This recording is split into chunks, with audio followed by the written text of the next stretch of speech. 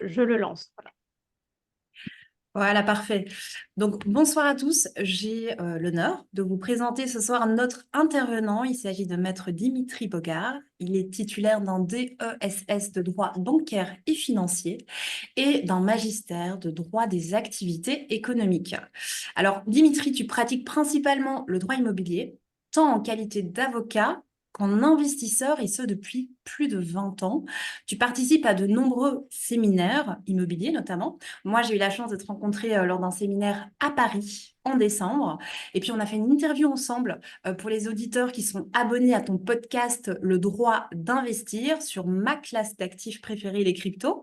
Et je suis ravie que tu sois avec nous ce soir pour partager tout ton savoir. Dimitri, c'est à toi. Morgane, merci beaucoup pour cette présentation sympathique. Effectivement, j'ai eu la chance de te rencontrer il y a quelques mois de cela lors d'un séminaire business à Paris.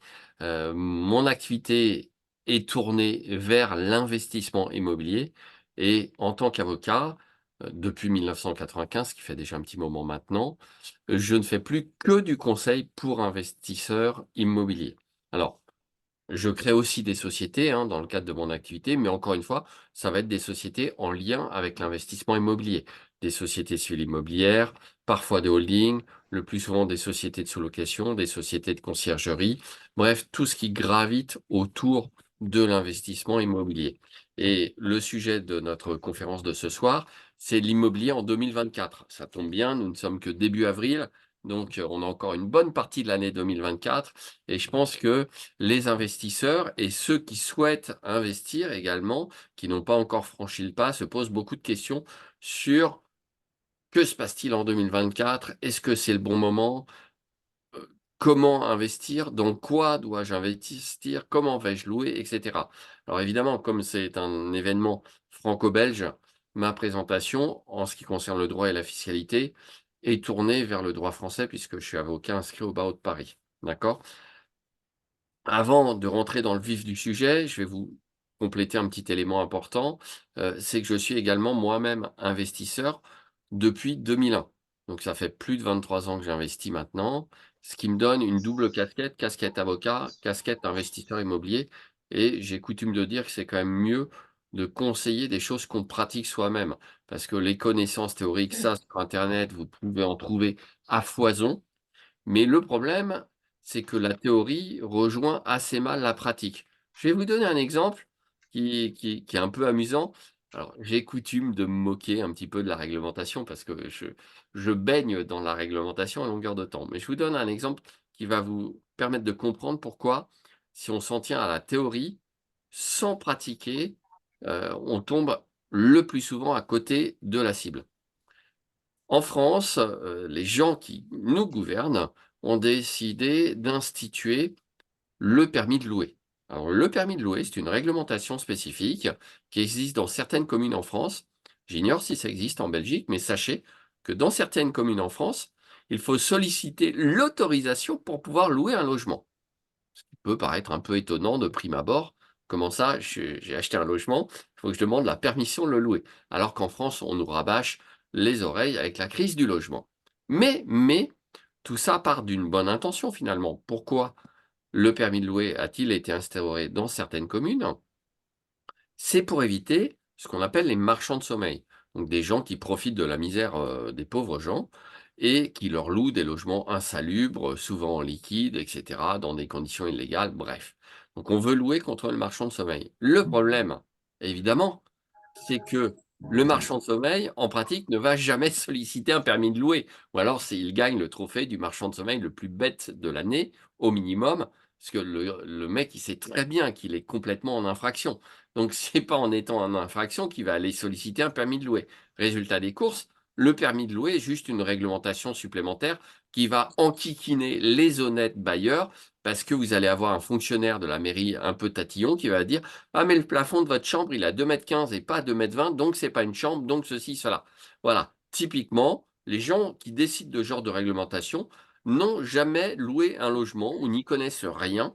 Ils ont de la théorie. Ah tiens, si on met ça, on va aboutir à tel résultat, mais immanquablement, il y a des effets de bord qui aboutissent au résultat quasiment inverse. Résultat des courses, permis de louer, désertion des investisseurs immobiliers et pénurie de logements aggravée.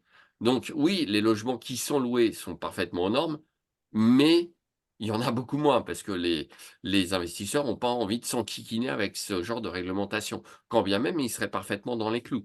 Parce qu'au-delà de ça, il faut attendre que l'agent de mairie passe, dans le logement et dans certaines communes de la Seine-Saint-Denis, le département du 93 limitrophe de Paris, il y a même des communes qui ont imaginé de faire payer le permis de louer aux propriétaires bailleurs. Il fallait quand même y penser, quoi. On doit payer pour louer son logement. C'est dire, le niveau de débilité, hein, quand même, hein, qu'on atteint parfois chez nous. Cela dit, donc pour en revenir à ce que je disais, investisseur depuis 2001, bah, moi, j'ai le côté pratique. Donc ce dont je vais vous parler ce soir, c'est pas juste de la théorie. En théorie, louer en meublé, c'est mieux parce que fiscalement, c'est plus intéressant. OK, pour ça, une petite recherche sur Google vous en convaincra assez aisément. Moi, je vais vous parler de ma vision des choses en tant qu'avocat, en tant qu'investisseur et je vais vous dire pourquoi, oui, vous devez investir dans l'immobilier en 2024. Voilà. Là, sur ce point, je suis totalement affirmatif.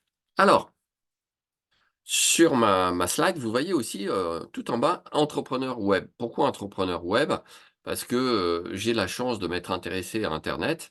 Il y a déjà maintenant un petit moment, j'avais un site, internet d'avocat, que j'ai fait avec mes petites mains et puis maintenant j'ai un vrai beau site, cabinet-boujard.com. Vous aurez les références à la fin de la présentation. Mais depuis, j'ai vu aussi qu'il y avait beaucoup de gens qui étaient très intelligents, qui vendaient des formations sur l'immobilier et je suis passé de l'autre côté.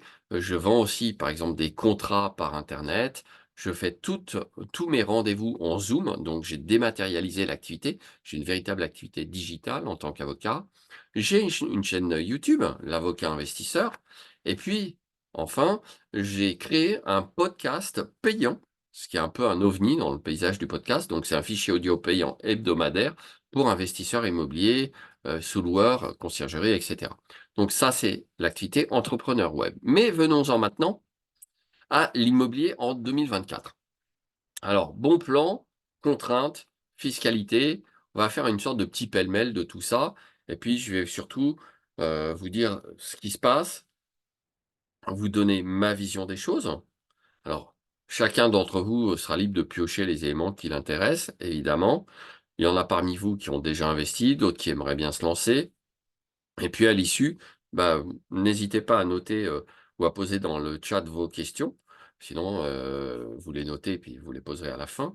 Mais à la fin, je me ferai un plaisir de répondre à vos questions. Alors pourquoi bon plan, contraintes et fiscalité? Parce qu'il y a toujours quand même de bonnes façons d'investir, même en 2024. On va voir les aspects négatifs, mais surtout les aspects positifs. Les contraintes, bah, je vous parlais du permis de louer. Donc, ça, c'est une contrainte. Alors comment faire? Bah, moi, un premier conseil, c'est éviter d'investir en France dans les villes où il y a ce genre de réglementation, si c'est possible. Franchement, il y a 36 000 communes en France, il y en a quelques centaines qui ont mis en place le permis de louer. Bah, on se renseigne et s'il y a déjà le permis de louer en place dans la commune, potentiellement, on va pas aller s'enquiquiner dans cette commune. C'est encore plus vrai pour l'encadrement des loyers. Et fiscalité, bah, le problème de la fiscalité en France, c'est que c'est quelque chose qui change tous les 4 matins. Et je vais vous faire un petit point d'actu fiscal et vous dire pourquoi, pour éviter cette instabilité, il y a une solution que moi je préconise en 2024. Alors, faut-il investir en 2024? Bah, je vous ai déjà en partie donné la réponse. Évidemment, c'est oui. D'accord? Vous allez me dire pourquoi? Parce que la pire des choses est de ne rien faire. Oui, c'est très clair. Si vous ne faites rien dans votre vie, il ne se passe rien. Ça, c'est évident. Si vous faites de l'immobilier, que se passe-t-il? Alors, il y a plusieurs façons d'investir. À l'ancienne, on se disait juste: «OK, le loyer va payer mon crédit et ça ira bien». Et justement, ça rejoint ce propos, la pire des choses, ne rien faire. Pourquoi? Parce qu'il y a 3 sources d'enrichissement dans l'immobilier. Il y a le fameux cash flow. Je suis persuadé qu'un grand nombre d'entre vous ont déjà entendu parler du cash flow. Le cash flow net avant impôt, le cash flow net après impôt, le cash flow net net, peu importe. Donc le cash flow, c'est ce qui vous reste avant les impôts, mais une fois qu'on a payé le crédit et les charges. Ça, c'est la première source d'enrichissement. Évidemment, si on est avec une loi de défiscalisation en France, on appelle ça du Pinel actuellement, bah, le plus souvent, on sera en cash flow négatif, même avant impôt, d'accord? Ensuite, on peut être en cash flow positif avant impôt, mais en cash flow négatif après impôt. C'est ce qui se passe avec la location nue en France. C'est le régime des revenus fonciers. Je suis pas là pour vous faire un cours sur ces points précis. Là où je veux en venir, c'est que la deuxième source d'enrichissement dans l'immobilier, c'est la capitalisation. Et ça, c'est extraordinaire parce que ça fonctionne à chaque fois que vous faites un crédit. Je vais revenir sur l'effet de levier juste après. Mais, c'est quoi la capitalisation? Bien, lorsque vous empruntez avec, lorsque vous achetez en empruntant de l'argent auprès d'une banque, vous allez devoir rembourser cette somme. Et dans votre échéancier de crédit, il y a 2 colonnes principales, il y a aussi les colonnes assurance et parfois d'autres, mais il y a surtout 2 colonnes, intérêts et capital. C'est-à-dire les intérêts et le capital que vous remboursez chaque mois. Or, justement, quand vous achetez un bien immobilier, quand bien même vous seriez en cash flow négatif, il y a toujours l'effet d'enrichissement de la deuxième ressource qui est la capitalisation. C'est pourquoi, par exemple, contrairement à beaucoup de gens qui vous disent n'achetez pas votre résidence principale, c'est un passif, je ne suis pas d'accord. L'achat de la résidence principale est aussi une source d'enrichissement. Pourquoi? Parce que chaque mois, vous allez rembourser du capital auprès de la banque. Et donc, vous allez épargner de l'argent. Ce qui veut dire que, in fine, même si vous remboursez même si vous revendez votre résidence principale sans forcément réaliser de plus-value, vous allez récupérer tout l'argent que vous aviez remboursé en capital à la banque lors de la revente, puisqu'on fera prix de vente moins le capital restant dû à la banque égale ce que vous récupérez. Donc, l'effet de capitalisation est encore plus vrai quand c'est un locataire qui paye la banque à votre place, en gros. Le locataire vous paye un loyer et ce loyer vous sert à rembourser notamment le crédit. Et là, on voit très clairement que la capitalisation, c'est énorme. Sans rien faire quasiment, vous vous enrichissez chaque mois grâce au capital remboursé auprès de la banque. Alors évidemment, dans cette perspective, le mieux, c'est d'avoir le plus d'endettement possible. C'est clair. Ça ne veut pas dire qu'il faut vous endetter n'importe comment à n'importe quel taux, d'accord? Ça ne veut pas dire non plus qu'il faut vous mettre en péril. Ça ne veut pas dire non plus qu'il faut être un aficionado du «je veux mettre 0 apport et je veux m'endetter à 150 sur obtenir un crédit à 150 donc l'achat du bien, les frais de notaire et les travaux», d'accord? Donc c'est pas ce que je veux dire par là. Ce que je veux dire simplement, c'est que quand vous empruntez au moins en partie pour faire votre achat immobilier, eh bien, grâce à ce remboursement chaque mois de la mensualité incluant du capital, vous allez gagner de l'argent. Voilà. Et ça, on peut assez rapidement arriver à mettre de l'épargne de plusieurs milliers d'euros chaque mois. Donc ça, c'est carrément intéressant. Alors évidemment, ça l'était encore plus il y a 2 ans, quand les taux d'intérêt étaient très bas, puisque dans la part de remboursement, vous aviez beaucoup plus de capital que d'intérêt en début de crédit. Là, avec des taux qui, en France, ont largement remonté, c'est un peu moins intéressant, mais ça reste toujours intéressant. Je crois qu'en Belgique, les taux sont surtout des taux à taux variables, il me semble, parce que la particularité en France, hein, pour les investisseurs en France, c'est que les taux d'intérêt sont fixes dans l'immense majorité des cas. Donc la France, pour cette raison, est un excellent pays d'investissement, le crédit bancaire. Alors évidemment, si vous habitez en Belgique et que vous voulez investir en France, il va falloir trouver une banque qui accepte de vous financer à l'étranger. De la même façon, si vous habitez en France et que vous voulez investir en Belgique, donc à l'étranger, il va falloir trouver une banque qui vous finance des achats à l'étranger. Dans aucun des cas, ce ne sera forcément facile. Voilà. Et il faut toujours avoir du cash en réserve pour investir à l'étranger. Donc la pire des choses de rien faire, bah oui, chaque mois que vous passez sans avoir investi dans l'immobilier est un mois que vous perdez en capitalisation. Vous n'avez pas remboursé de capital. Et donc si vous vous dites, bah, je vais attendre parce que peut-être que les taux vont rebaisser au mois de juin, bah oui, mais si vous aviez acheté en janvier et que les taux rebaissent en moins, vous avez perdu 6 mois de remboursement de capital. Dommage. Vous avez déjà potentiellement perdu plusieurs centaines ou milliers d'euros, puisque vous n'avez pas remboursé de crédit. Donc voilà, la pire des choses, ne rien faire. Alors, je ne perds pas le fil de mon propos. Pour les personnes qui suivent, je vous ai dit 3 sources d'enrichissement dans l'immobilier. D'accord? Donc, premièrement, le cash flow, quand on en a. Deuxièmement, la capitalisation, quand on fait un crédit. Troisièmement, l'éventuelle plus-value. Alors, pourquoi l'éventuelle plus-value? Tout simplement parce que quand l'immobilier montait depuis les années 2000-2001, bah, tout le monde se disait: «Je vais acheter, je vais revendre, je ferai une plus-value». Hem, le problème, c'est que l'immobilier est un secteur cyclique. Là, j'invente rien, hein, c'est constant et donc en 2008, par exemple, avec la crise des subprimes, on a eu un décrochage de l'immobilier et puis là, en 2022, après le covid où les prix avaient explosé, on a eu un tassement et maintenant l'immobilier a tendance à légèrement baisser depuis maintenant quand même 2 ans à peu près. Alors il baisse pas également partout et dans certaines régions ou certaines villes ou certains quartiers ou sur certains biens, l'immobilier va continuer à prendre de la valeur. Mais globalement, la tendance est baissière. C'est la raison pour laquelle je dis toujours l'éventuelle plus-value. Si vous débutez, ne pensez pas que la plus-value, c'est automatique. Ce n'est pas le cas. D'accord? Donc voilà, 3 sources d'enrichissement dans l'immobilier. Alors, faut-il investir en 2024? Oui, d'une part, pour éviter de ne rien faire et d'autre part parce que, eh bien, là, c'est l'actualité. Alors en Belgique, je ne sais pas trop puisque la Belgique est un pays atypique. On peut rester plusieurs années sans gouvernement. Donc moi, je trouve que ça se gouverne tout seul. La Belgique, j'adore ça. D'accord? Par contre, chez nous, on a un problème d'atypisme autre, c'est qu'on est un des pays les plus taxés au monde. Et étant les plus taxés au monde, on a la malchance d'être un des pays les plus endettés aussi en pourcentage dans l'Union européenne. Résultat des courses, comme nos déficits ne cessent de déraper, il est à la mode depuis quelques jours de dire que le gouvernement va taxer les rentes. Ah, voilà, le mot est lâché.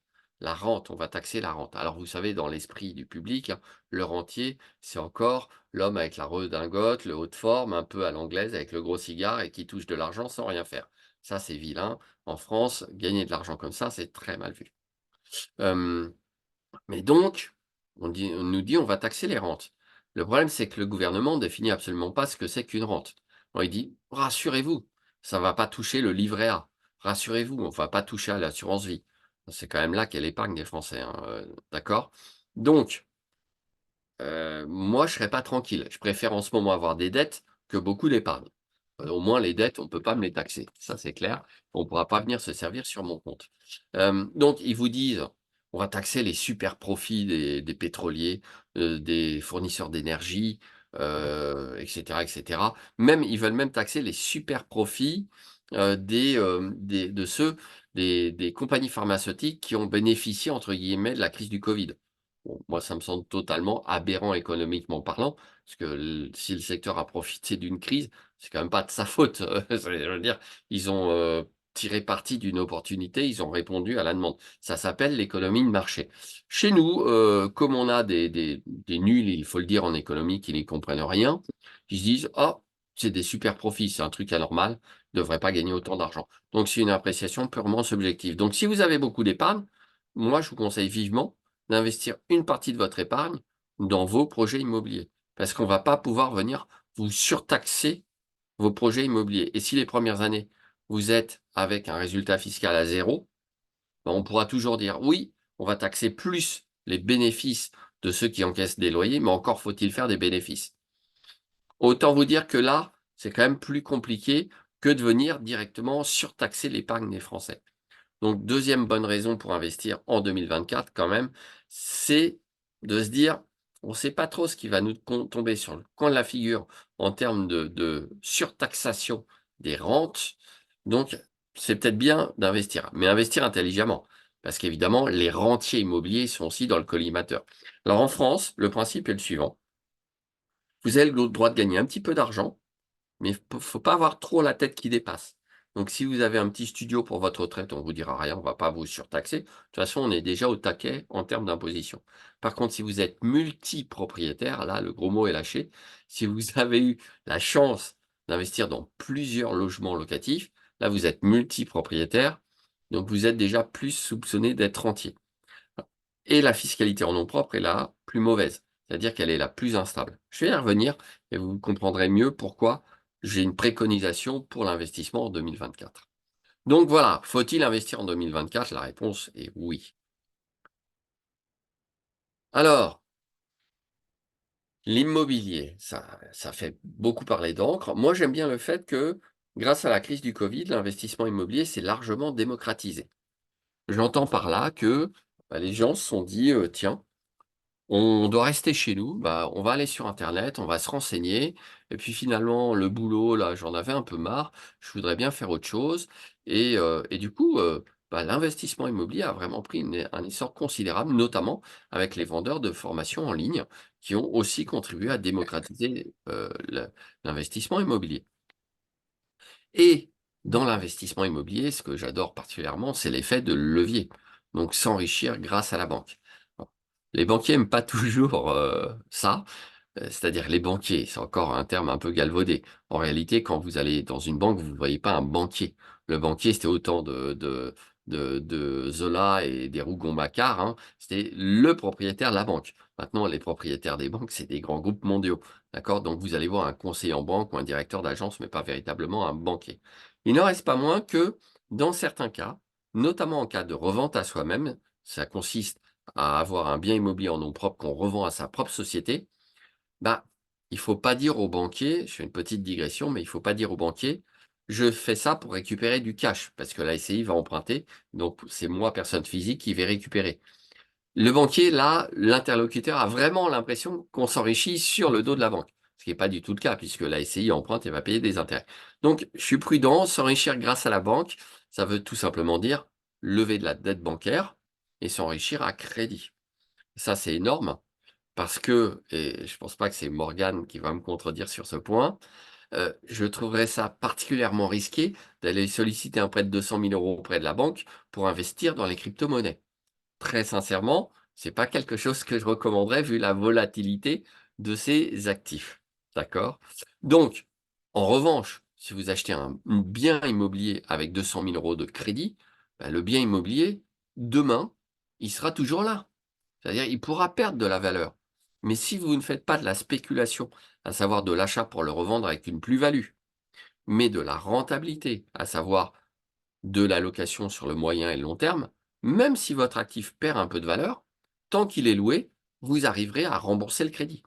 Et bah, l'immobilier, c'est le seul actif sûr, solide. J'ai mis ensuite investir dans du concret et du solide, où vous savez que votre actif sera toujours là demain et où vous savez, ça sera le sous-jacent qui va garantir la banque et grâce au loyer, vous pourrez rembourser le crédit. On n'investit pas dans l'or à crédit. L'or n'a pas de rentabilité. On ne peut miser que sur l'éventuelle plus-value et il est plus taxé en France qu'en Belgique en plus. D'accord? Puisqu'en France, il y a une taxe même en l'absence de plus-value à la revente de l'or. Sauf des pièces qui ont cours légal, mais c'est un autre sujet. D'accord? C'est pour ça qu'il y a des Français qui vont revendre l'or en Belgique. Euh, c'est encore un autre sujet, effectivement.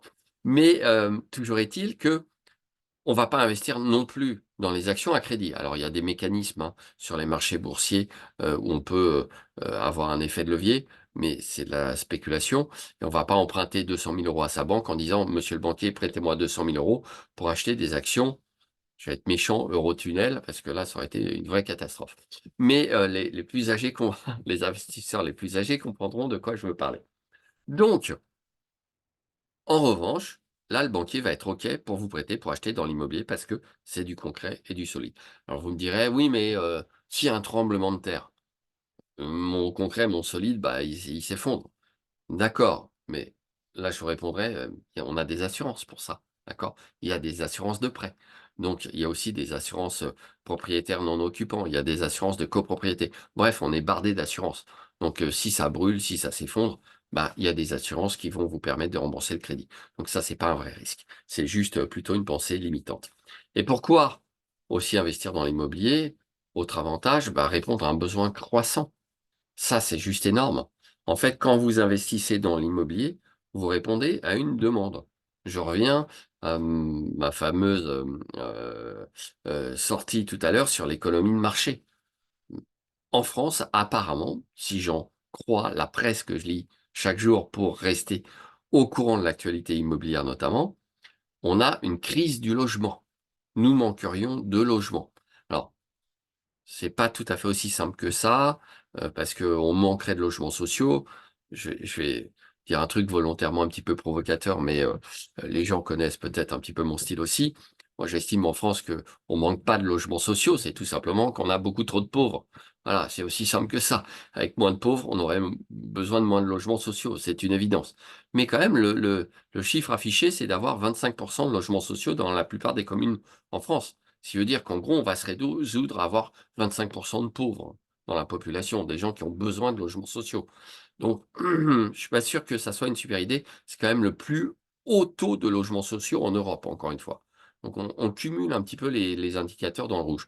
En revanche, quoi qu'il en soit, il y a des familles aussi qui ont besoin de se loger parce qu'on a un manque de logement dans certaines zones, tendues et si vous achetez un bien, heu, que vous le rénovez et même quand vous faites de la défiscalisation et là, ça bon, je suis pas un grand fan, hein, parce que l'État vous fait jouer le rôle de bailleur social, mais dans tous les cas, votre investissement est un investissement, pour moi, dans l'économie réelle et non pas dans une économie, passive, fantasmée par certains. Se loger, c'est un besoin primaire dans la pyramide de Maslow. Donc, quand on investit dans l'immobilier, on va mettre à disposition de gens qui en ont besoin un logement. Et ça, en tant qu'investisseur immobilier, vous devez toujours le marteler aux gens qui vous disent: «Mais toi, tu t'enrichis grâce à l'argent de tes loyers». Bah oui, normal, je fournis un logement à des gens qui en ont besoin. Donc c'est normal que je sois rémunéré pour un tel service. D'accord? Quand on le présente comme ça, tout de suite, ça change un petit peu dans l'esprit de l'interlocuteur. Donc, les besoins ne font que croître. D'accord? Il y a de plus en plus de monde qui a besoin de logement. Il y a de plus en plus de familles monoparentales. Il y a de plus en plus, d'immigration en Europe. Alors, savoir si, l'offre correspond à la demande et surtout aux moyens, des arrivants, ça, c'est encore un autre sujet. Mais il n'en reste pas moins que globalement, on a besoin de logements. Bah, l'investissement immobilier, c'est très bien parce que si vous faites les choses correctement, vous êtes sûr de pouvoir louer votre logement. À telle enseigne, et c'est quand même assez incroyable, que j'ai lu aujourd'hui, que la ville de Lyon va mettre en place un dispositif pour faciliter la remise en location de logements vacants vis-à-vis de personnes avec des ressources modestes. Et en quoi va consister le dispositif? Ils vont accorder une réduction d'impôt. Alors, je ne sais pas quel type d'impôt, parce qu'ils ne décident pas de la fiscalité de l'impôt sur les loyers, l'impôt sur le revenu. Mais bon. Ou alors en accordant des aides, etc. Donc, avec de l'argent public. Donc, encore une fois, on voit bien que quand la puissance publique s'en mêle à ce point-là, c'est qu'il y a vraiment un besoin de logement. Donc, pour ça, investir dans l'immobilier, à mon avis, c'est un investissement extrêmement sûr. Et évidemment, comme d'habitude, c'est un investissement, ça comporte des risques et vous ne devez pas faire n'importe quoi, n'importe comment. D'accord? Et surtout, ne pas écouter des gens qui n'ont pour seul intérêt que vous vendre des produits. Alors, vous vendre des produits, typiquement, c'est vous dire: «J'ai un super Pinel, un produit de défiscalisation, vous allez économiser de l'impôt et vous aurez un effort d'épargne de 300 € par mois». En réalité, le plus souvent, l'avantage fiscal part dans la poche du promoteur parce que vous allez acheter un bien beaucoup trop cher par rapport au prix du marché. Mais en revanche, la personne qui vous aura conseillé ça vous aura vendu un produit. Alors il n'y a pas que des produits immobiliers, il y a des produits d'assurance vie, il y a des produits de retraite et cetera et cetera. Donc voilà, ne vous laissez pas séduire en pensant que vous achetez des produits, hein, vous devez être au contrôle de votre projet et faire des calculs. L'immobilier, c'est notamment une affaire de calcul. Vous avez des chiffres, vous savez combien vous achetez, combien vous mettez en apport, je vais y revenir. Vous savez quelle va être la durée de votre crédit, le taux de prêt, le montant de la taxe foncière, les charges de copro, les frais de gestion, et cetera. Vous compilez tous les chiffres dans un logiciel. Il y a des plateformes qui proposent des logiciels. Et suivant le régime fiscal que vous allez choisir, vous connaîtrez bah, votre cash flow, l'absence de cash flow, la rentabilité, la plus-value potentielle, et cetera, et cetera. Donc c'est du calcul. L'immobilier, c'est des chiffres. Alors, comment investir justement?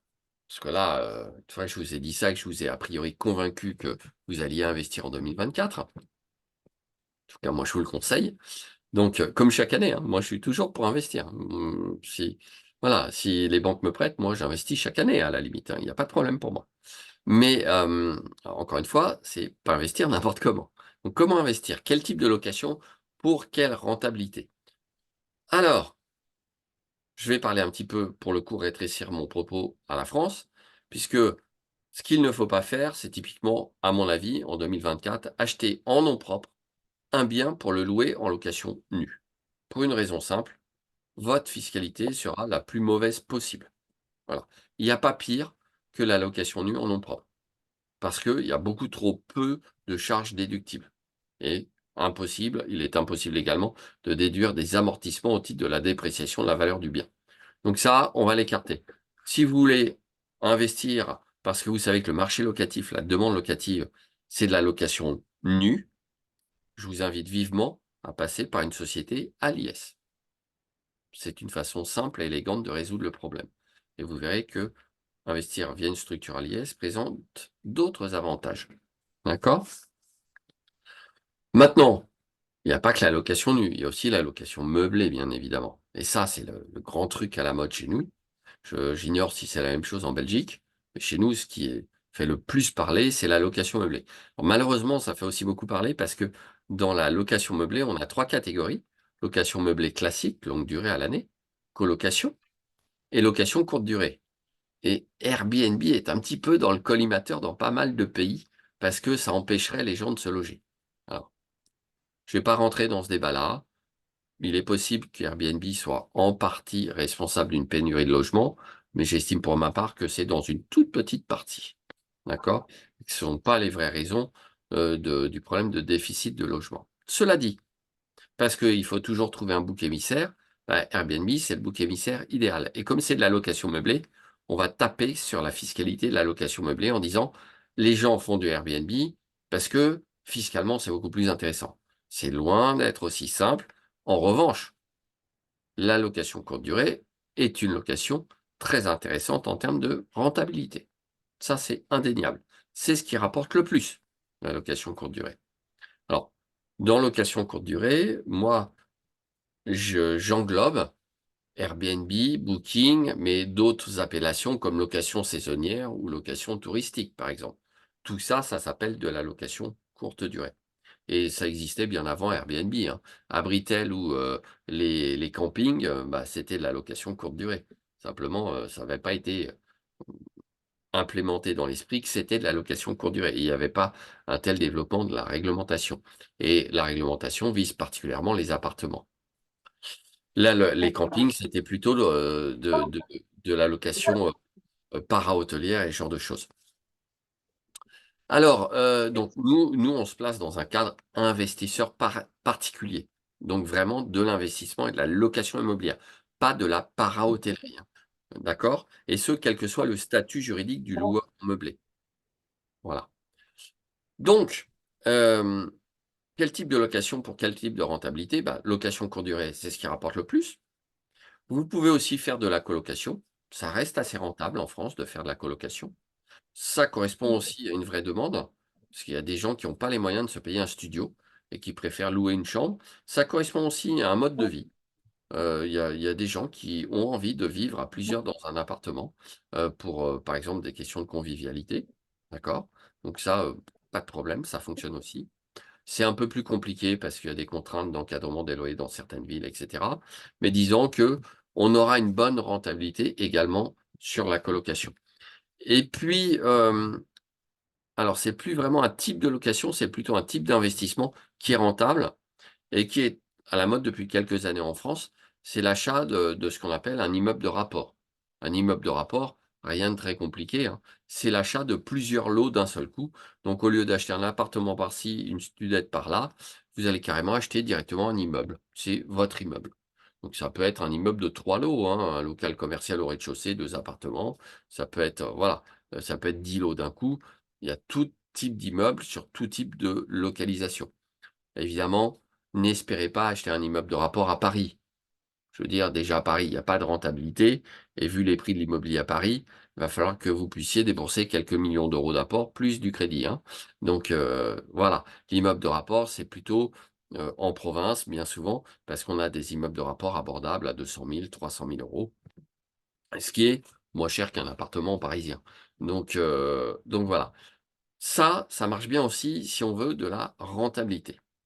Alors, maintenant que je vous ai donné quelques grandes lignes sur le type d'investissement que vous pourriez réaliser en 2024 pour continuer à gagner de l'argent, malgré des incertitudes fiscales qu'on va évoquer et des problématiques juridiques aussi, encadrement des loyers, permis de louer dont j'ai déjà parlé, réglementation anti-Airbnb, bref, j'en passe et des meilleurs. Mais tout ça, c'est qu'une question d'anticipation. Si vous avez la connaissance de ces difficultés, vous allez justement anticiper pour les éviter. Et typiquement, vous allez potentiellement éviter, par exemple, d'acheter dans une ville où existe déjà l'encadrement des loyers. Donc là, par exemple, si on me dit, moi, je vais acheter une colocation à Montpellier, je vais dire, hop, hop, hop, pas si vite. Est-ce que vous êtes au courant que l'encadrement des loyers va vous empêcher de louer 4 chambres à 500 euros et qu'au lieu d'avoir 2000 euros de loyer, vous aurez un loyer global de 950 euros. Là, en général, l'investisseur va commencer à réfléchir à deux fois. Il va dire, non, je vais peut-être changer de ville. Voilà. Donc, ça peut s'anticiper. Comment faire pour ne pas se tromper, justement? Vous avez plusieurs façons pour éviter de vous tromper, parce que, notamment pour les débutants, on est en 2024, on se pose beaucoup plus de questions qu'il y a 20 ans. Pour vous donner mon exemple, il y a 20 ans, comment j'ai commencé dans l'immobilier, 23 ans même, mon meilleur ami m'a dit: «Dimitri, qu'est-ce que tu attends pour acheter un appart et pour que ton locataire rembourse le crédit?» Je lui dis: «Bah oui, c'est pas bête ça» et donc c'est ce que j'ai fait. Je me suis pas posé 36 questions sur la fiscalité, l'encadrement des loyers qui n'existait, il a été mis en place, je me demande si c'est pas en 1999. Je sais plus, il y a une réglementation qui existe depuis 19 non, c'est beaucoup plus récent l'encadrement des loyers. Bref, toujours est-il qu'on ne se posait pas 36 000 questions. En 2024, on est plus informé, mais corrélativement, on se pose beaucoup plus de questions. Alors, et plus on se pose de questions, moins on a de chances de passer à l'action. Parce qu'on va se dire: «OK, ça c'est résolu. Ah oui, mais j'avais pas pensé à ça. Ah oui, puis j'ai lu sur internet qu'il y a ça. Et puis, ah bon». Alors comment faire pour ne pas se tromper? Déjà, vous pouvez tout simplement vous renseigner, vous informer, même vous former. L'autre difficulté, c'est d'avoir les bonnes informations ou les bons accompagnateurs. Ça, c'est encore un autre problème. Ceci étant, vous pouvez aussi acheter des livres, hein. Voilà, le livre, c'est quelque chose de sympa. Voilà, il n'y a pas qu'internet. Ça coûte quelques dizaines d'euros et vous avez d'excellents ouvrages pour débuter dans l'immobilier. Donc je ne vais pas faire la promotion de tel ou tel livre, c'est pas le propos. Mais après, vous avez, des ressources internet qui sont plus sûres que d'autres. Si vous tombez sur un vague gars, qui a pas l'air de trop savoir de quoi il parle dans l'immo, mais qui prétend vous aider à devenir riche en 15 jours, évidemment, ça va être moyen, d'accord? Si vous avez quelqu'un, dont vous pouvez vérifier qu'il est là depuis de nombreuses années, voire même que c'est un professionnel. Moi, j'ai, la chaîne YouTube L'Avocat Investisseur. Allez voir les vidéos, vous êtes sûr que ce que je vous dis dans les vidéos sur le juridique et le fiscal, bah, c'est pas des bêtises. Contrairement à d'autres personnes qui vous racontent n'importe quoi, y compris, des professions un peu voisines, CGP, expert comptable. Bon, je suis un peu parfois effaré par les vidéos qui sortent sur leur chaîne YouTube, parce qu'ils oublient assez largement certaines choses. Je leur en veux pas après, c'est pas des juristes. Donc voilà. Moi j'évite, de donner des leçons de tenue de bilan parce qu'un expert comptable en France, c'est bac+8, un avocat, c'est bac+6 en règle générale. Mais par contre, j'aime pas bien quand des gens qui sont pas des juristes commencent à parler de droit parce qu'en général, ils s'en mêlent assez rapidement les pinceaux. Bon, mais ils aiment bien. Ça fait stylé. Alors comment faire pour ne pas se tromper? Bah, prenez l'info auprès de professionnels.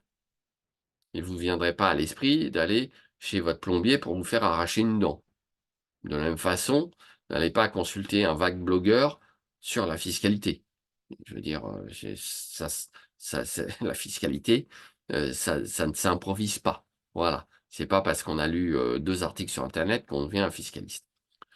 Comment faire pour ne pas se tromper? On peut aussi, et alors là, j'attire votre attention, c'est un point très intéressant que j'ai moi-même testé il y a quelques années, acheter des biens pour les via des sociétés qui vous proposent du clé en main. Alors ça, c'est un concept intéressant que j'ai découvert il y a seulement 4 ou 5 ans. C'est aller voir une société qui va vous dire: «Bah, vous avez un budget, quel est votre budget?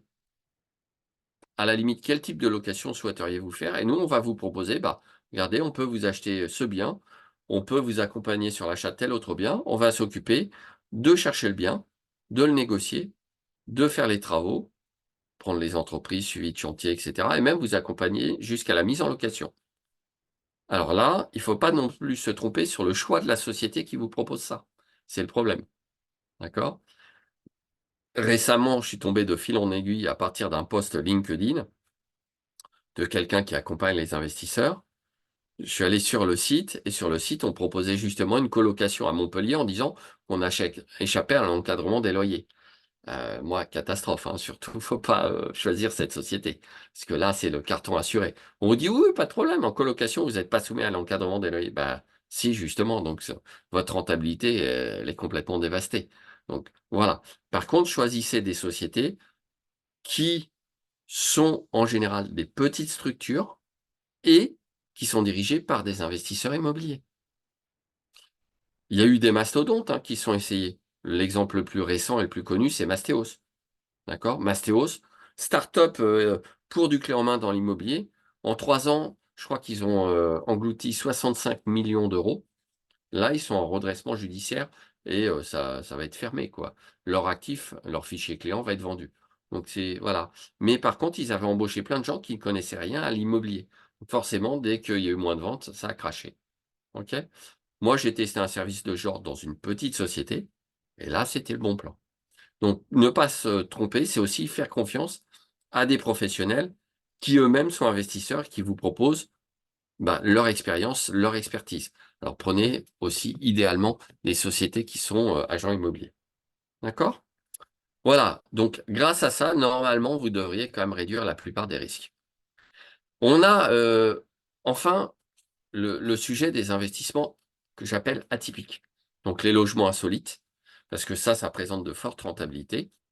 J'entends par là les logements en courte durée, comme tout le monde connaît, il y en a qui vont sourire, les love rooms, forcément, d'accord? Ça, c'est très à la mode. Ça cartonne les love rooms, avec des rentabilités exceptionnelles. Par contre, il y a plus de concurrence et puis il faut faire ça très, très bien, d'accord? Donc, faut pas faire de l'approximatif. Voilà, donc mais ça marche et il y a plein d'autres thèmes. J'ai reposté sur mon groupe Facebook aujourd'hui un petit souvenir. Il y a un an, j'avais logé dans un logement Pac-Man. C'est un logement insolite, un logement Pac-Man. Mais les gens sont prêts à payer beaucoup plus cher la nuitée pour aller vivre des expériences. Donc les logements insolites, encore appelés logements atypiques, ça c'est top. On peut avoir des jungle rooms, on peut aller dans un appartement renversé, on a l'impression d'être chez Alice au pays des merveilles. Enfin, bref, ça n'a d'autre limite que l'imagination des investisseurs. Et ça cartonne. Autre possibilité d'investissement atypique, c'est la sous-location professionnelle. Alors là, on n'est plus forcément dans l'investissement immobilier à proprement parler, mais c'est intéressant pour les gens qui sont arrivés au taquet de l'endettement. La banque leur dit stop, maintenant c'est fini, monsieur, vous êtes trop endetté, etc. Et la personne dit ouais, mais moi j'ai un super logement là, je pourrais le louer en courte durée, mais je ne peux pas l'acheter, etc. Eh bien, la sous-location professionnelle consiste à créer une société, démarcher des gens qui font pas grand-chose de leur logement, qui le louent pas ou qui le louent mal, et leur dire louez-le moi, vous allez m'autoriser moi-même à l'exploiter en courte durée. C'est un secteur qui est en plein développement, notamment en France, qui est tout à fait légal quand c'est fait avec les bons outils, évidemment. Et ça, c'est un bon moyen de continuer à, alors pas à proprement parler investir dans l'immobilier puisque vous n'achetez pas, mais à travailler et à gagner de l'argent grâce à l'immobilier. Et encore une fois, moi je connaissais un peu le fondateur de tout ça, c'était Jean Bodin qui est décédé depuis, mais c'est lui qui a vraiment popularisé le concept. Maintenant, de la même façon, ça s'improvise pas, vous devez être accompagné par des professionnels et je fais partie de ces professionnels, puisque j'ai rédigé un contrat spécialement qui est la référence sur le marché en vue de la sous-location professionnelle. Voilà, encore 2 mots sur 2024, l'année de l'achat en société, pourquoi et l'apport? L'année de l'achat en société, pourquoi? Vous l'aurez un peu compris tout à l'heure, on est en période d'incertitude fiscale, on veut taxer la rente et cetera et cetera. Oui, mais l'achat en société a une chose de bien, lorsque la société est à l'impôt sur les sociétés, c'est qu'on ne peut pas toucher à l'IS facilement. En effet, il y a une harmonisation européenne. Donc le gouvernement va pas pouvoir dire: «Ah oui, mais là, l'IS va remonter à 40%». Non, c'est juste impossible. Donc autant les propriétaires en nom propre risquent de se faire un peu matraquer, autant si vous achetez en 2024 en société, eh bien, vous aurez une stabilité fiscale beaucoup plus importante. Autre avantage, l'apport. Puisque si vous avez de l'épargne, je vous disais tout à l'heure, pensez à mettre votre épargne un peu dans l'IMO, plutôt que de tout laisser sur des produits d'épargne facilement ponctionnables. Là, vous allez utiliser de l'épargne, faire de l'apport en compte courant d'associé dans votre société à l'IS. Ça, c'est un mécanisme extraordinaire, parce que vous allez pouvoir rémunérer cet apport. Vous allez pouvoir vous le rembourser dès que la société aura de la trésorerie. Il n'y aura pas d'impôt sur le remboursement de l'apport et vous allez obtenir vos prêts bancaires plus facilement. Et si vous êtes sur un projet à 8 à 10 de rendement brut, alors que vous laissez dormir votre épargne à 0, 1, 2 il vaut bien mieux faire au moins un apport partiel en société à l'IS dans votre propre société sur un projet que vous maîtrisez. Donc j'aime bien, pour 2024, je pense que les gens qui ont de l'épargne doivent aller dans cette direction. Les perspectives réglementaires, j'en ai un petit peu parlé, mais soyez sûr qu'il va y avoir un alourdissement des contraintes sur l'allocation courte durée globalement. Restera à être malin pour voir comment éviter tout ça. Mais il y a toujours des solutions, bien sûr. Et c'est le boulot des avocats.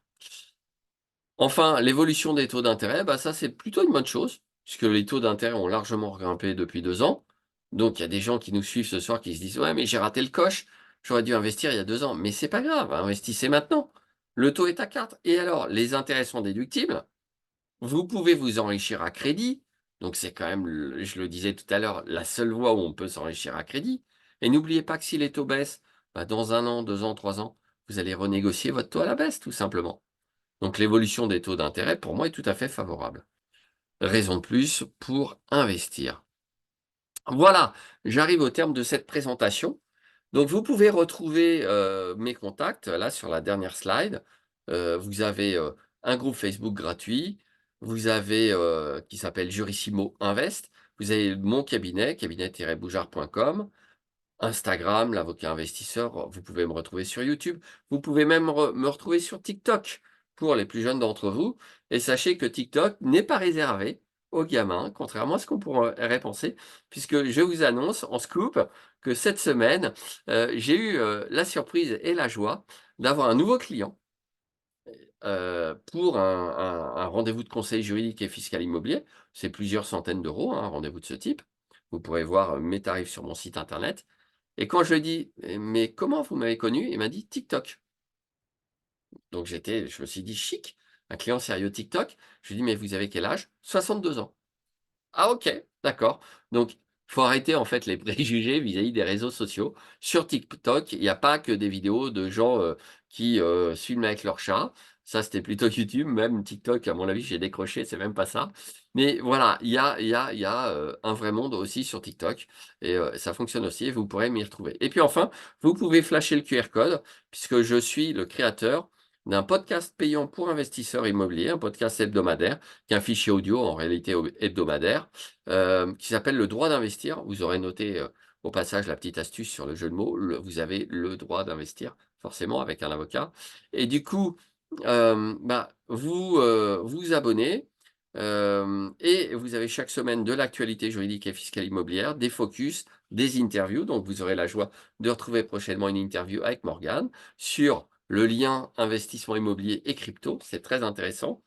Et puis, c'est couplé à une plateforme de contenu additionnel et donc des vidéos, des documents juridiques, des analyses de vide pour faire de la location courte durée, des remises sur mes prestations d'avocat, les archives, du podcast et aussi 2 heures chaque mois en Zoom, comme on le fait ce soir, où là, cette fois-ci, c'est en live et je réponds pendant 2 heures chaque mois aux questions des abonnés à mon podcast «Le droit d'investir».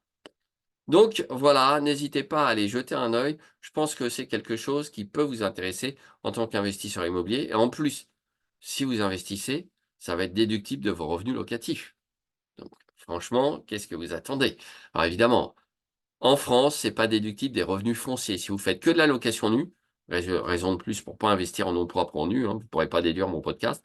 Mais si vous investissez en nu en société, ça sera évidemment une charge déductible dans votre société à l'IS.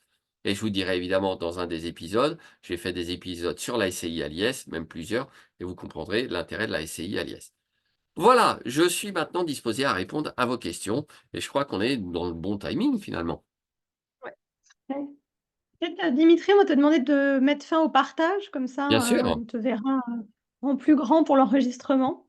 en grand, exactement. Alors, déjà, Et puis, il y avait pas mal de questions dans le chat, donc peut-être Énormément. Morgane, je te laisse Oui, voilà, prendre la main. énormément de questions. oui, Ah, j'en ai pas mal. pardon. Merci, hein, Dimitri, pour ton intervention. Alors, la première question qui a été posée dans le chat, une question concernant l'acquisition via société.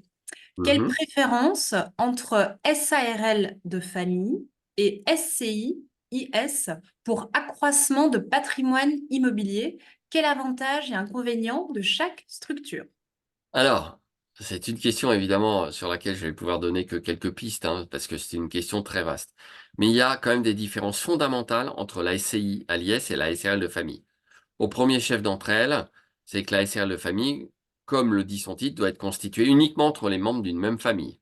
Et en théorie, même des gens qui sont pacsés ne sont pas membres au sens juridique du terme d'une même famille.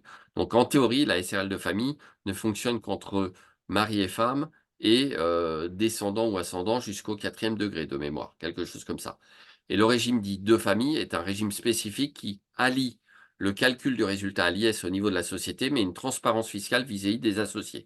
Ce qui n'est pas du tout le cas du régime de l'IS dans la SCI. D'accord? Donc il y a vraiment des différences fondamentales.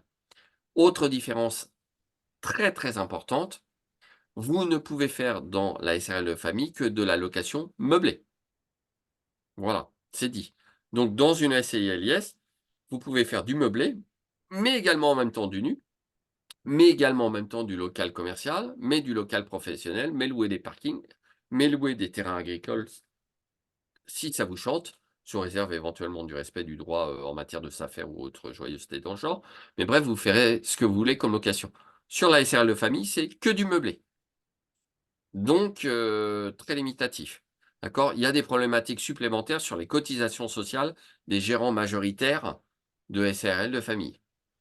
Autant vous dire que la SRL de famille est un instrument qui peut être intéressant dans des cas très précis, mais que je lui préfère assez largement la SCI à l'IS. Je lui préfère également parce que, comme tu l'as rappelé, j'ai un DESS de droit bancaire et financier et qu'en tant qu'investisseur, je pratique les banques depuis plus de 20 ans. Enfin, d'expérience, les banques financent bien moins facilement et dans des conditions moins intéressantes les sociétés à forme commerciale que les sociétés à forme civile. D'accord? Donc clairement, je privilégierais l'AS et l'IS, sauf cas particulier. Mais après, là, c'est du cas par cas et c'est de la consultation juridique. Parfait. Alors, une deuxième question qui a été posée dans le chat, doit-on demander le permis de louer, même si nous étions déjà bailleurs avant l'adoption de cette contrainte par la municipalité? Et oui, la réponse est oui. Lors du renouvellement du bail, vous devrez demander un permis de louer. La loi n'a pas d'effet rétroactif, mais elle est d'application immédiate. Ça veut dire qu'elle vaut pour l'avenir. Donc, vous n'allez pas demander un permis de louer pour les baux en cours, mais pour les nouveaux baux. Parfait, magnifique. Alors, question suivante. Lorsqu'on investit en société, sera-t-on considéré comme à risque sur taxation des rentes avec les annonces Attal en France? On voit qu'il y en a qui suivent. Pour l'instant, Attal lui-même ne sait pas trop de quoi il parle, à vrai dire. Il n'a pas été capable de définir de quoi il s'agit. Il a dit: «Ça ne sera pas l'assurance vie», OK. Alors que moi, je me souviens qu'Anne Hidalgo avait dit qu'elle augmenterait pas la taxe foncière et qu'elle a augmenté de 50 l'an dernier. Donc, vous savez ce que valent les promesses de ces gens-là. En tout état de cause, oui, l'immobilier est dans le collimateur, mais je pense qu'il sera beaucoup plus difficile à taxer via des structures à l'IS, justement du fait de l'IS. Puisque comme je l'ai expliqué tout à l'heure, taxer un particulier, augmenter les prélèvements sociaux de 17,2 à 20, c'est facile. Augmenter l'IS de actuellement 25 à 30, ça va être beaucoup plus compliqué.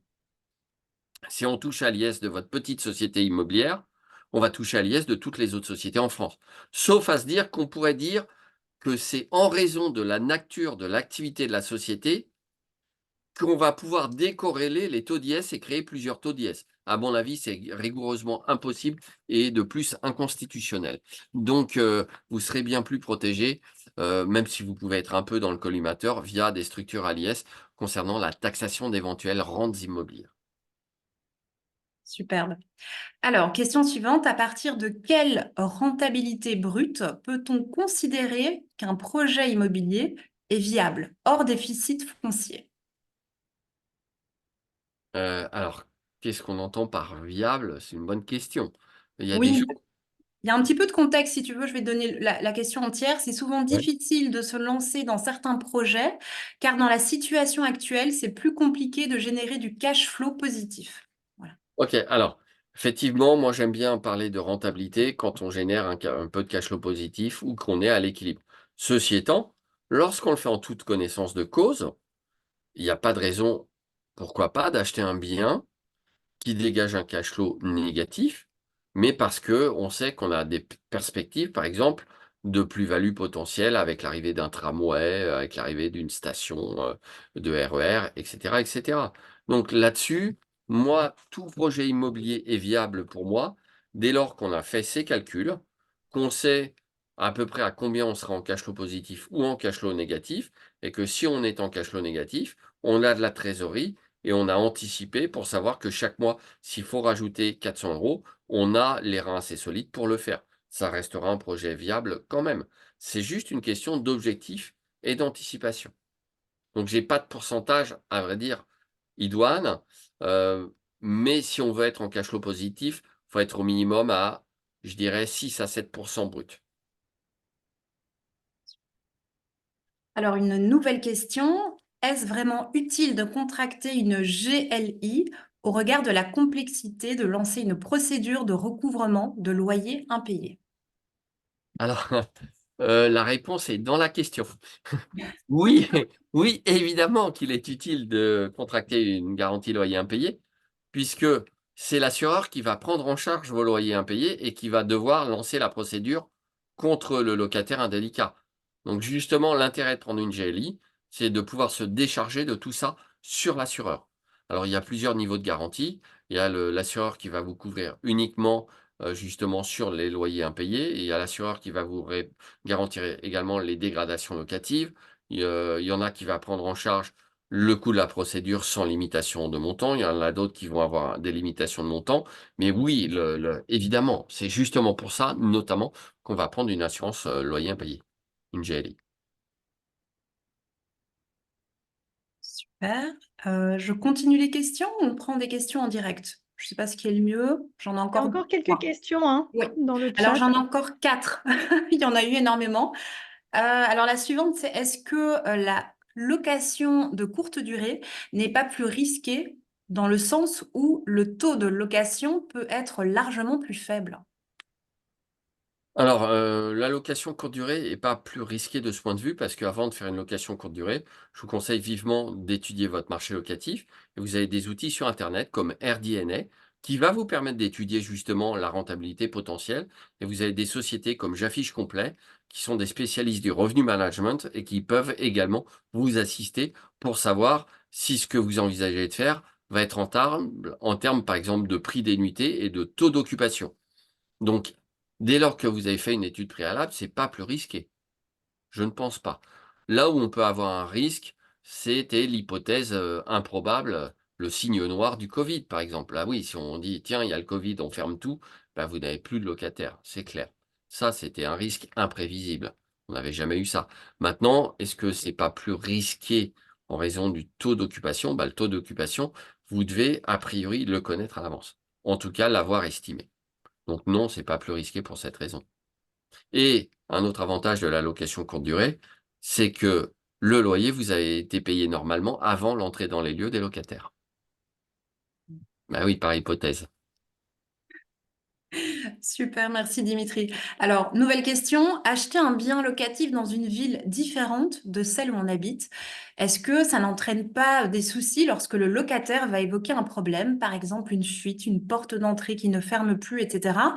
En effet, il ne nous sera pas possible de constater le problème, nous explique la personne qui pose la question. Alors, c'est pas tellement un problème de constatation du problème, heu, c'est plutôt qui va gérer le bien. Si vous êtes à plusieurs centaines de kilomètres, bah, en règle générale, vous allez déléguer la gestion à une agence immobilière. Clairement.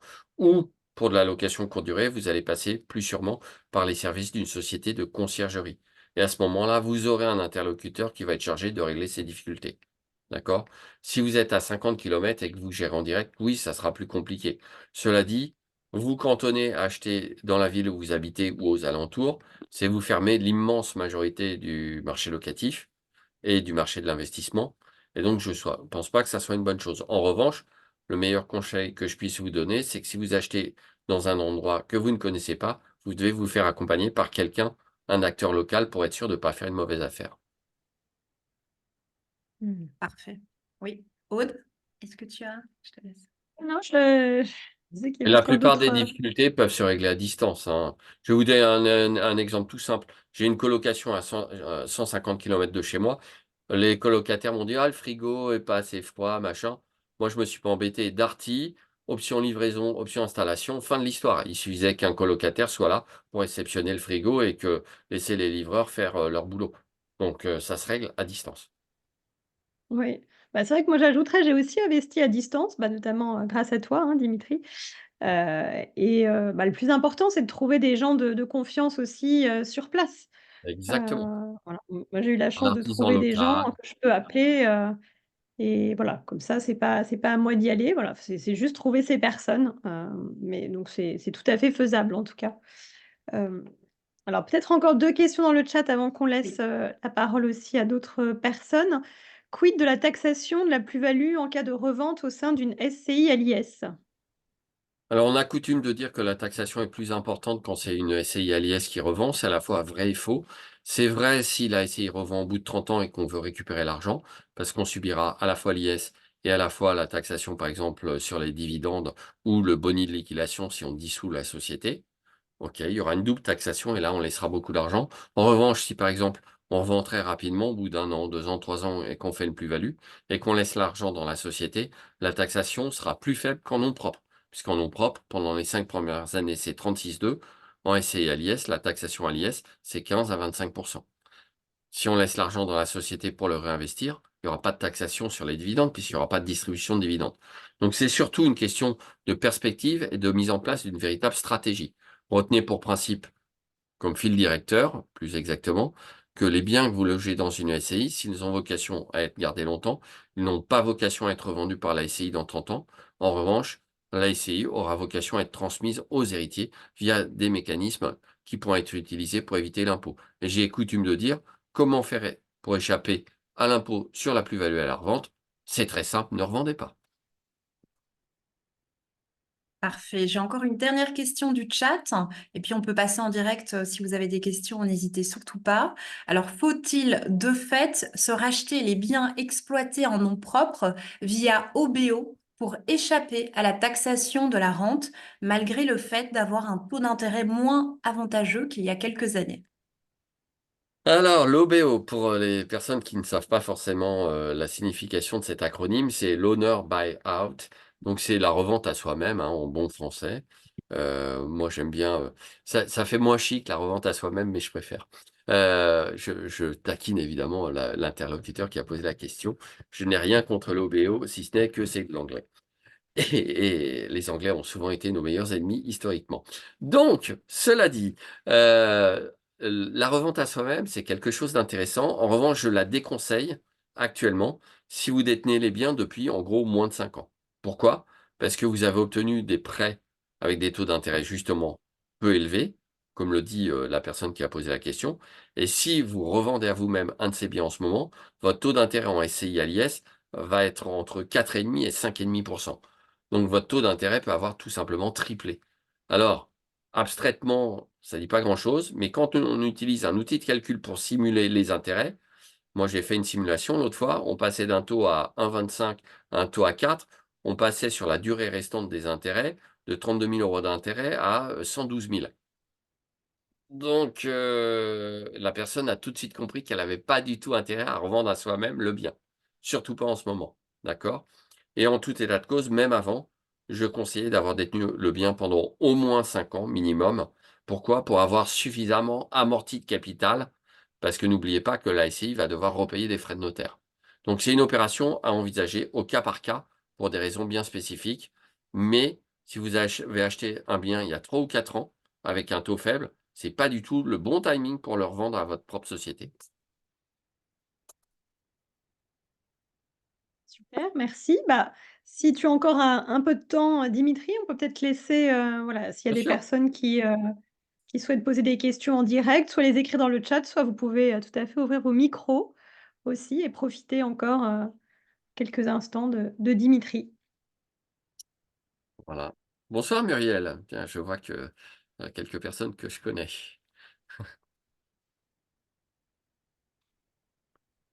Alors, il y a eu un Bon, message dans le chat. Merci beaucoup, Dimitri, pour toutes ces réponses très instructives. Alexandre. Voilà, avec je transmets le message. plaisir. Avec plaisir. Alors peut-être, on va te poser une question qu'on a posée aussi, ce midi, à Clermont qui était là, qu'on aime bien poser aux intervenants, qui est Mhm. donc tu disais que tu as commencé à investir depuis maintenant, plus de 20 ans. Quelle serait la plus belle leçon que tu as apprise de ta vie d'investisseur? Alors, la plus belle ou la plus pertinente ou la plus marquante? Alors on te laisse le choix, hein.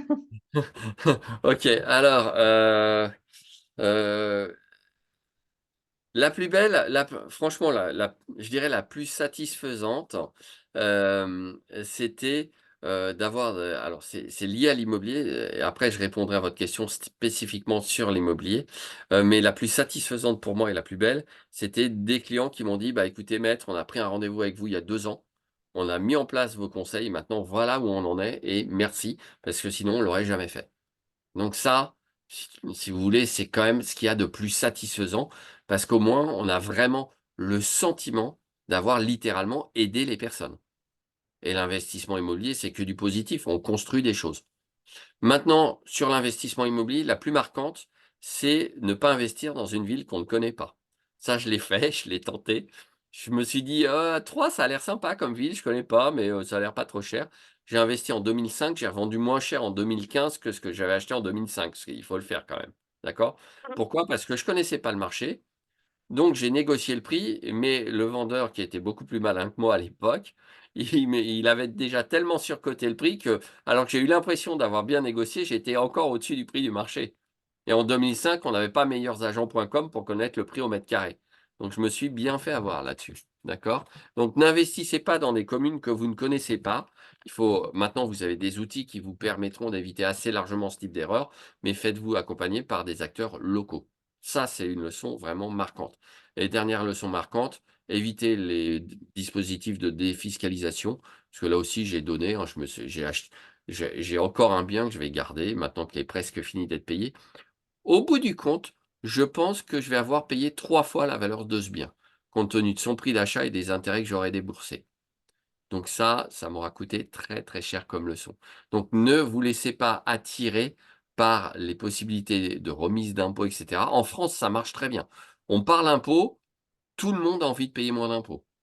Moi, j'ai des gens qui payent 2 000 € d'impôts par an sur l'investissement immobilier et mettent lors du rendez-vous dans les trucs, objectif payer moins d'impôts. J'ai envie de dire, enfin, vous payez 2 000 € d'impôts, quoi. Qu'est-ce que vous voulez? Vous voulez que je vous aide à gratter encore 200 balles? Pourquoi pas? Mais par contre, j'ai des gens qui ont beaucoup d'argent et leur principale leur préoccupation, c'est de continuer à investir alors qu'ils sont déjà à 150 000 € non pas de revenus, mais d'impôts. Donc, il y a vraiment, parfois pas les mêmes préoccupations pour les mêmes investisseurs. OK? Tout ça pour vous dire que ne vous laissez pas leurrer par et ne vous focalisez pas uniquement sur la fiscalité et l'impôt. Lorsque vous allez économiser de l'impôt dans des proportions intéressantes, souvent il y aura un loup et vous allez reperdre de l'argent ailleurs. C'est le propre des mécanismes de défiscalisation. Merci. Alors, il y a encore une question de Valérie. Est-ce qu'on peut investir via une SARL classique et non pas de famille? Et si oui, est-ce qu'il y a un avantage à le faire? Alors, la SARL dite de famille, c'est uniquement en raison de la spécificité du régime fiscal dit de la fiscalité des personnes, au niveau des associés. Donc, investir dans une SARL classique, ça serait une SARL à l'impôt sur les sociétés. Et le seul avantage, c'est que vous pourriez faire une EURL si vous êtes toute seule, alors qu'il faut être deux pour investir via une SCI. Pour le reste, je réitère ce que j'ai dit tout à l'heure, à savoir que le banquier va vous prêter souvent dans des conditions moins intéressantes en société commerciale qu'en société civile. Typiquement, une SARL pour de l'investissement immobilier. Quand le banquier vous prête, il va vous dire si du prêt professionnel sur 15 ans avec 30% d'apport et un taux plus élevé. Alors qu'en SCI LIS, vous aurez 10% d'apport et 20 ans. Clairement, pas d'intérêt majeur sur une structure de type société commerciale. Et alors dernière question dans le chat, comment est appliqué l'IFI si l'on possède 50 en nom propre et 50 en SCI, avec un total dépassant les 1,3 million?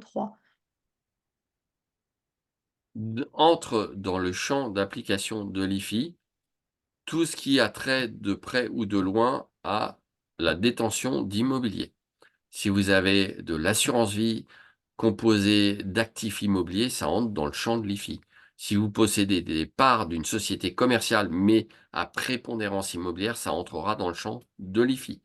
Donc là, bah, on va avoir quelle est votre valeur en nom propre en immobilier et on va y ajouter la valeur des parts après une éventuelle décote que vous détenez dans une société à prépondérance immobilière. Et on verra si vous arrivez au 1,3 million ou pas.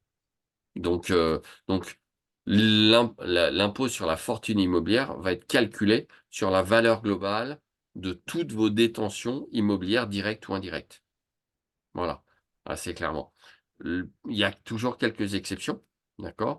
Vous avez d'une part des abattements, par exemple, la résidence principale bénéficie d'un abattement de 30 sur sa valeur pour calculer le seuil de déclenchement de l'IFI, d'accord? Et puis également sont exclus les biens à usage professionnel de l'exploitant.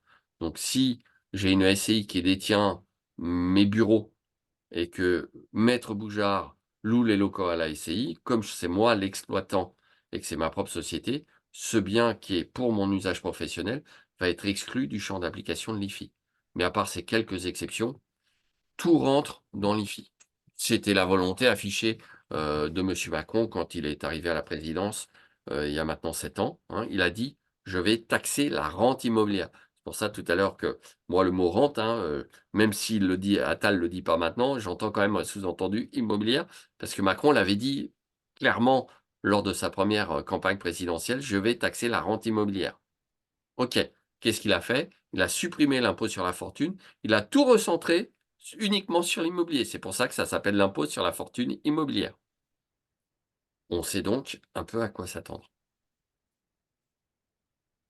Si, bah, merci Dimitri. Peut-être, est-ce qu'il y a alors il y a Muriel qui nous demande: «Idem sur l'IFI, quels abattements peut-on utiliser?»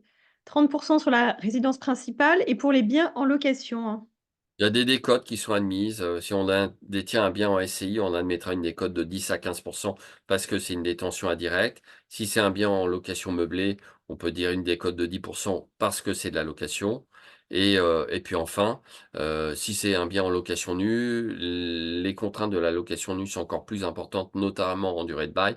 Donc en règle générale, on admet 10 à 15 mais c'est du cas par cas. Voilà. N'oubliez pas que l'IFI est un impôt déclaratif et que, c'est à vous qu'il appartient de faire vos calculs pour savoir si vous entrez dans le champ d'application de l'IFI ou non.